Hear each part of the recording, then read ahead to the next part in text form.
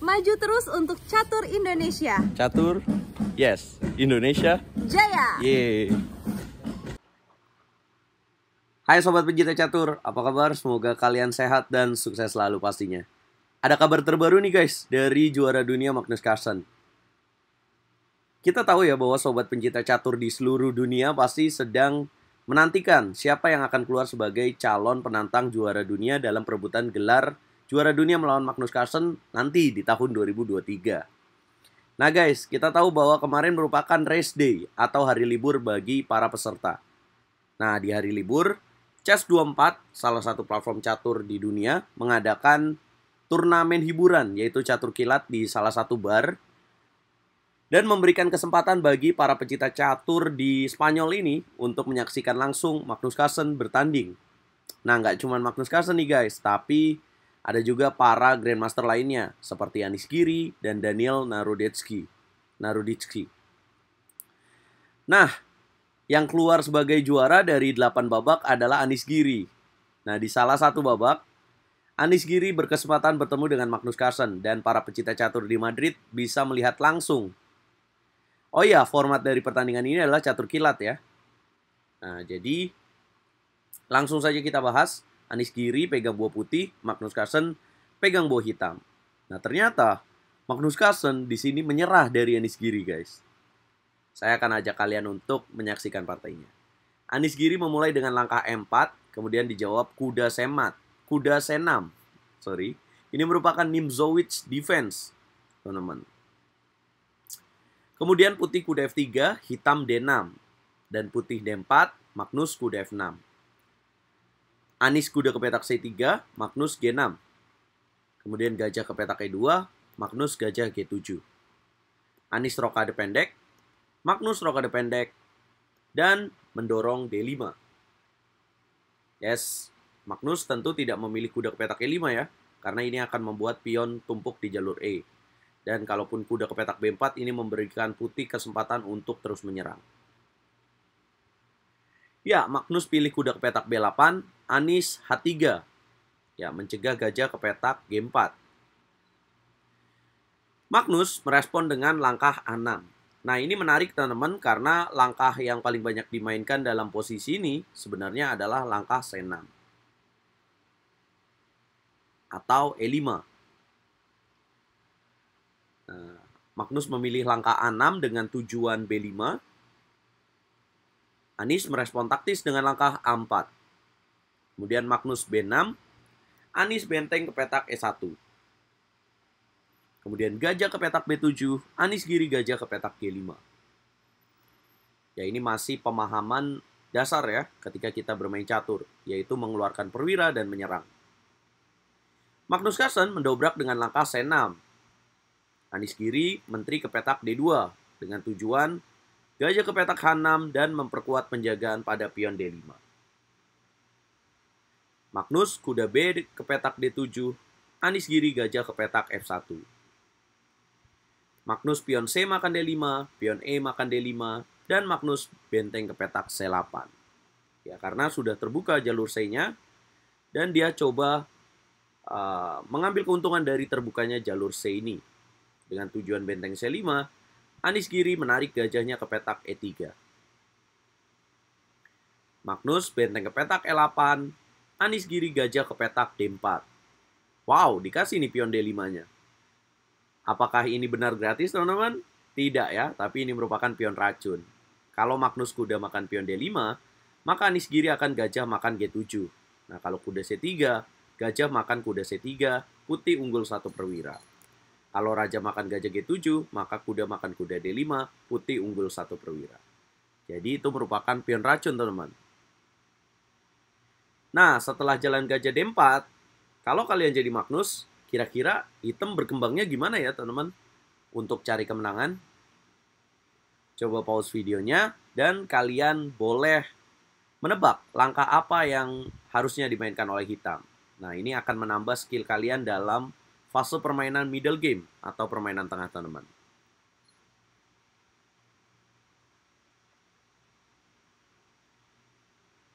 Sudah? Yes, tepat banget kalau kalian pilih jalan yang sama dengan Magnus. yaitu benteng ke petak C7. Apa tujuannya? Yes, memberikan kesempatan untuk menteri ke petak A8 menambah tekanan pada pion D5. Anies Giri merespon dengan langkah benteng A ke petak D1, menguatkan penjagaan pada pion D5. Magnus melanjutkan rencananya dengan menteri ke petak A8, teman-teman. Nah, kemudian Anies Giri menjalankan raja ke petak H1. Yap, apakah sudah boleh? Apakah hitam bisa melakukan kuda makan pion D5, teman-teman? Yes, belum. Belum bisa, teman-teman. Karena kalau kuda D5, kita hitung berapa yang menjaga kuda di petak D5. 1 dan 2. Dan putih bisa melakukan gajah G7, kuda D5 akan hilang karena ada 1, 2, dan 3 perwira yang mengancam kuda di petak D5. Setelah raja H1, untuk bisa mengambil pion D5, Magnus harus melakukan apa, guys? Yap, tepat banget. Harus melakukan gajah ke petak F8. Dan dia mainkan itu. Dengan tujuan mengambil pion D5 dan tidak ada pertukaran gajah di petak G7. Anies Giri merespon ini dengan gajah ke petak E3, menjaga pion D5. Magnus Carlsen, benteng E ke petak C8. Anies Giri gajah ke petak G5. Magnus Carlsen benteng C5, mengancam pion D5. Apa respon Anies Giri? Yes, dia mengembalikan gajah ke petak E3, mengancam benteng. Nah, teman-teman, kalau kalian jadi Magnus, kira-kira bakal memainkan langkah apa nih, guys, dalam posisi ini? Apakah akan mengulangi langkah yang sama dan akan terjadi 3 kali langkah yang sama dengan bolak-balik? Nah, tentu ini nggak asik ya bagi seorang Magnus Carlsen. Nah, karena dalam posisi ini, keunggulan sebenarnya dimiliki oleh pemain hitam dengan cukup tinggi. Dengan evaluasi cukup tinggi. Nah, di sini Magnus Carlsen melakukan langkah yang tepat dengan benteng makan kuda C3. Boom! Mengorbankan benteng untuk ditukar dengan kuda. Dan di langkah berikutnya, Anies Giri pion B makan C3, Magnus kuda ke petak M4. Dia tidak langsung mengambil pion di petak D5. Karena pion D5 ini juga pastinya akan jatuh ya, teman-teman. Dan langkah kuda E4 ini merupakan langkah yang tepat. Kuda E4, Anies Giri menteri ke petak D4, Magnus kuda makan pion C3. Anies Giri benteng ke petak D3, Magnus ambil pion di petak D5 dengan kuda. Kemudian Anies Giri gajah ke petak G5. Dengan tujuan mengancam pion E7.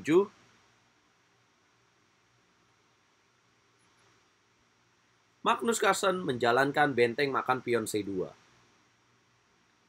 Wow, Magnus sudah mendapatkan 3 pion ya dari pertukaran benteng makan kuda. Dan itu membuat Magnus lebih unggul lagi.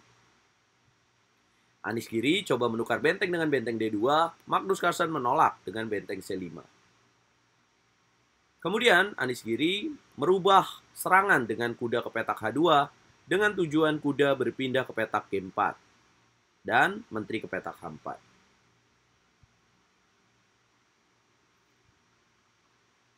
Magnus Carlsen merespon dengan gajah G7, Anies Giri memindahkan menteri ke petak H4. Dan kemudian Anies Giri setelah menteri H4, Magnus Carlsen melakukan langkah gajah C3. Nah, langkah gajah C3 ini menarik, teman-teman. Ya, mungkin secara intuisi kita pasti melakukan langkah yang sama dengan Magnus Carlsen, teman-teman. Tapi, kalau menurut Stockfish 15, dari pemahaman posisi, ini membuat gajah yang memberikan kenyamanan bagi raja di petak G7 hilang, teman-teman. Dan Anies Giri merespon dengan langkah kuda G4. Oh iya, aku mau membagikan juga nih cara membagikan dari sisi lain bahwa dalam langkah gajah C3 ini kedua pemain memiliki waktu di bawah 30 detik, teman-teman. Jadi, dalam permainan catur kilat ini wajar jika terjadi langkah yang salah ya, teman-teman, dalam permainan catur kilat karena keterbatasan waktu juga. Anies Giri kuda ke petak G4, Magnus gajah makan benteng. Anies Giri gajah makan gajah. Kemudian Magnus H5, Anies Giri menyerang dengan kuda ke petak H6 skak. Raja ke petak G7. Anies kiri benteng makan pion E7. Boom. Nah guys, apa langkah terbaik untuk hitam dalam posisi ini? Karena di langkah berikutnya, Magnus memainkan langkah kuda makan benteng. Dan ini membuat keunggulan menipis untuk Magnus. Coba pause videonya dan kalian tulis di kolom komentar. Yap, tepat banget kalau kalian pilih kuda ke petak E5 dengan tujuan menjaga pion F7. Nah, kalau putih jalan F4, hitam bisa menjalankan menteri ke petak D8. Dengan tujuan mengancam benteng dan mempining menteri di petak H4. Oh ya, putih tidak bisa melakukan benteng F7 ya dengan harapan mendapatkan menteri, karena kuda makan benteng akan sekaligus menjaga menteri di petak D8. Nah, apabila pion F makan E5, maka simpel hitam akan mengambil benteng. Menteri makan menteri, kuda makan menteri, dan mengambil pion di petak D6, maka hitam kuda C6. Dan hitam akan menang ya, karena di sini memiliki benteng. Dan juga kuda di petak H6 terperangkap, teman-teman. Nah, karena keterbatasan waktu juga, akhirnya Magnus Carlsen tidak menemukan langkah yang tepat. Dia malah kuda makan benteng. Dan ini wajar ya, teman-teman. Karena secara waktu juga tinggal di bawah 30 detik. Anies kiri menteri makan kuda, kemudian Magnus Carlsen kuda ke petak E5. Nah, keadaan jadi berimbang dan tidak ada keunggulan bagi pemain putih lagi. Sorry, dan tidak juga ada keunggulan bagi pemain hitam. Anies kiri melanjutkan langkah dengan F4. Kemudian hitam menteri ke petak F8. Yap. Apa langkah terbaik untuk putih dalam posisi ini? Yap, dia melakukan menteri makan gajah B7.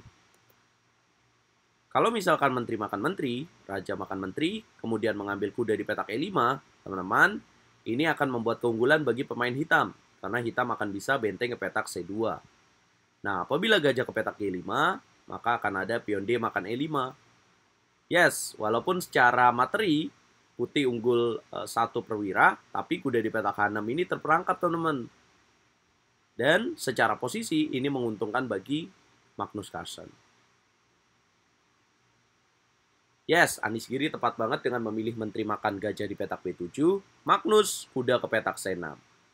Anies kiri melanjutkan serangan dengan F5, Magnus menteri ke petak E7. Anies kiri menolak pertukaran dan mengambil pion B6. Magnus G5 dengan tujuan mengambil kuda di petak H6. Anies kiri menteri ke petak B2, skak. Wow, kudanya dikasih di petak H6. Yes, teman-teman. Tapi, kalau hitam raja makan kuda, maka akan terjadi checkmate dengan menteri H8. Boom. Nah, apa yang akan terjadi jika raja ke petak H7? Maka putih akan H4. Kalau kalian makan kudanya, akan terjadi skakster. Nah, kalau kalian pilih jalan F6, maka putih pion H makan G5, pion F makan G5, dan akan mendorong F6. Menteri ke petak F8, maka putih akan kuda ke petak F5. Benteng makan kuda, dan akan ada jalan gajah ke petak D3. Raja ke petak G6, akan ada gajah makan benteng, raja makan benteng, dan terjadi garpuan dengan menteri C2. Wow, ini partai yang sangat menarik banget kalau terjadi partai seperti ini. Dan saya rasa Anies kiri akan menemukan ini. Nah guys, itulah mengapa setelah menteri B2, oh iya, bagaimana jika F6 langsung? Ya maka putih akan simple gajah makan pion G5. Tidak bisa dimakan karena ada ancaman menteri B2. Itulah mengapa Magnus memilih kuda ke petak E5. Sekali lagi, saya ingin menantang sobat pencinta catur yang sedang menonton. Kalau kalian jadi Anies kiri, apa langkah terbaik untuk putih dalam posisi ini untuk bisa menang? Dengan keadaan kuda terperangkap di petak H6. Oh iya, mikirnya jangan hanya satu langkah ya teman-teman. Coba lebih berkalkulasi lebih dari satu langkah. Yes, tepat banget. Langkah pion H4. Kuda belum bisa dimakan karena akan terjadi skakster dengan gajah makan pion G5. Magnus Carlsen jalan F6. Nah, putih pion H makan G5, pion F makan G5. Dan di sini ada langkah menarik dengan menteri B8. Boom! Magnus Carlsen merespon dengan langkah Menteri F6, dan Anies Giri menemukan langkah kemenangan dengan Menteri G8. Boom, skak. Raja makan kuda, maka gajah makan pion G5. Boom, Menteri makan G5, dan terjadi skakmat dengan Menteri H8. Tapi teman-teman, pada saat Menteri G8, Magnus menyerah karena sudah mengetahui apa yang akan terjadi di langkah berikutnya. Luar biasa ya partai ini. Nah, coba kita tarik mundur. Bagaimana jika hitam Menteri F8, Bang? Ya, maka putih akan Menteri makan Menteri, Raja makan Menteri, dan akan gajah makan pion A6. Apabila Raja G7, maka putih akan gajah makan pion G5. Dan putih akan menang dengan unggul pion dan juga unggul perwira. Nah, coba berikan nilai dari skala 1 sampai 10. Berapa nilai yang akan kalian kasih buat partai Anies Giri melawan Magnus Carlsen? Setelah Menteri ke petak G8 pun, Magnus terkejut karena ya dia baru menyadari akan terjadi tema skakmat, teman-teman. Nah, itulah yang terjadi di partai turnamen hiburan. Yang pasti, apa nih teman-teman? Komentar apa yang akan kalian kasih buat partai ini? Apakah ini alarm bahaya buat Magnus? Tapi Magnus lagi-lagi memilih opening yang nggak biasa ya, dengan memainkan kuda ke petak C6. Ya, itulah yang terjadi. Dan teman-teman, nanti malam akan dilanjutkan turnamen video kandidat babak ke-13. Kalian bisa saksikan RL Chess menjadi tim komentator di YouTube Chesscom Indonesia mulai jam 19.45 waktu Indonesia Barat. Kita ketemu di sana ya. Oh ya, jangan lupa dukung aku untuk bisa capai 30.000 subscriber dengan cara like, share, komen, dan subscribe. Dukung terus percaturan Indonesia, dukung terus RL Chess, Catur Yes, Indonesia, Jaya Bosku.